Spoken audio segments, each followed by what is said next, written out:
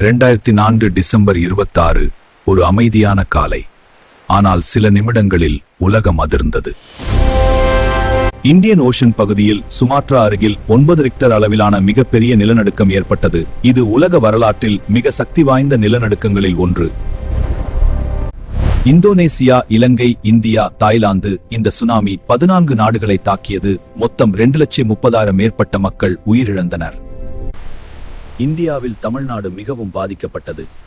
நாகைப்பட்டினம், கன்னியாகுமரி, சென்னை கடற்கரை பகுதிகள் ஆயிரக்கணக்கான மக்கள் உயிரிழந்தனர்.